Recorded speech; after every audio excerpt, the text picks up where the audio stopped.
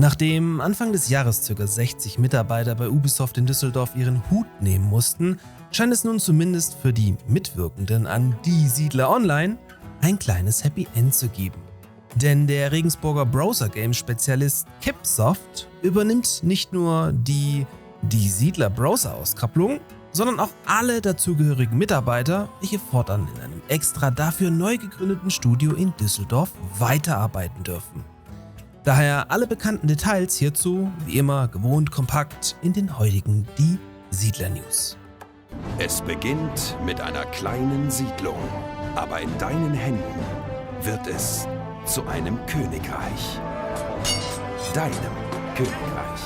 Die Siedler Online. Jetzt kostenlos spielen.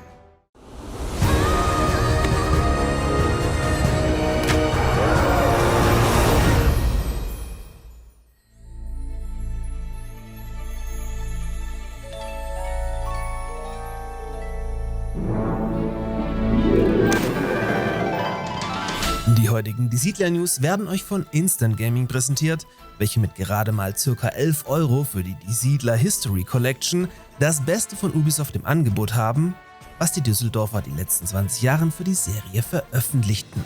Und im Gegensatz zu neuen Allianzen ist das Ding auch noch spielbar. Egal. Mit einem Kauf über meinen Partnerlink unterstützt ihr dabei zusätzlich diesen Kanal.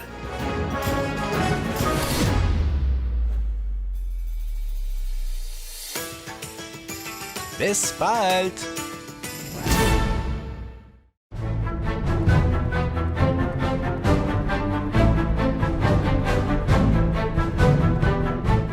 Das mittlerweile auf der Unity Engine basierende Die Siedler Online oder kurz DSO wurde ursprünglich 2011 veröffentlicht und feiert somit dieses Jahr bereits seinen 15. Geburtstag. Gleichzeitig ist DSO damit das langlebigste und auch das letzte Browser-Game für Ubisoft, welches bis heute noch nicht abgeschaltet wurde.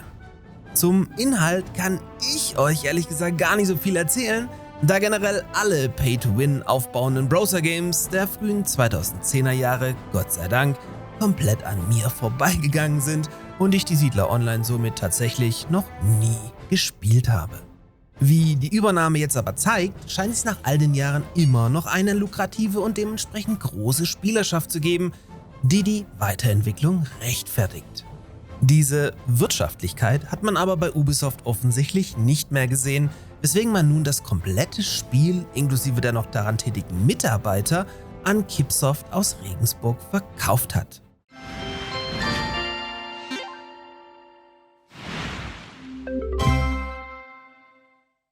Ganz wichtig zu erwähnen an dieser Stelle, Kipsoft hat damit nicht die Markenrechte an der Die Siedler-Serie übernommen, sondern lediglich das Browserspiel. Bemerkenswert ist auch, dass Kipsoft für diesen Deal extra eine neue Niederlassung in Düsseldorf gründet, um dem Die Siedler-Team keinen Standortwechsel zuzumuten. Die Zukunft von DSO soll damit also langfristig gesichert sein und nach einer gewissen Übergangsphase wurde bereits auch die Weiterentwicklung bzw. neuer Content für das Browser-Game angekündigt.